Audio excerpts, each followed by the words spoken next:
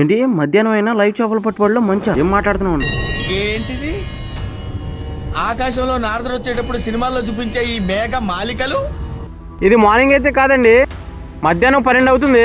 Welcome to my channel JRK. ఇప్పటికి మంచి అయితే చూడండి ఎంత బాగా పడుతుందో. నేనైతే లైవ్ పట్టుబడికి అయితే వచ్చేసాను. మంచి వచ్చేసి మార్నింగ్ నుంచి ఇలానే ఉంది చూడండి. ఇంకా చెరువు పట్టుబడి వచ్చేసి చెరువు గట్టు మయా నుంచి అయితే రావాలి. ఈ చెరువు గట్టు ఎక్కేటప్పుడు మనం చూసుకోవాల్సిన ముఖ్య విషయం ఏంటంటే పట్టాకి ఏదైనా బెజ్జు ఉంటే ఇక్కడ ఇబ్బందికరంగా ఉంది. రోడ్ అయితే కాదు కదండి, మొత్తం మట్టే కదండి. ఆ బండి అయితే లోడింగ్ లో పెట్టేసాం. అంతి లైఫ్ విషయం అనేది మా వ్యాన్ అనమాట. ఇక్కడ మన వాళ్ళు వచ్చేసి అయితే సరిగ్గా వేయడానికి మొదలు పెట్టారనమాట. ఈ అన్ని వాళ్ళు వచ్చేసి నా వీడియోస్ చూస్తారంట, వాళ్ళు కూడా వీడియో తీయని చెప్పారు. వ్యాన్ లో అయితే ఒక్కొక్కటిగా రివర్స్ చేసుకుని అయితే పాయింట్ లో పెట్టడానికి మన వాళ్ళందరూ రెడీగా ఉన్నారు.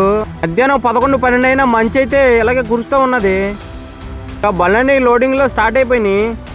లైవ్ బళ్ళు వచ్చేసి ఇంచుమించుగా 40-50 బళ్ళు అయితే లైన్ లో ఉన్నాయి అనమాట. సీరియల్లో ఒక్కొక్కటిగా లోడ్ అయిపోతున్నాయి.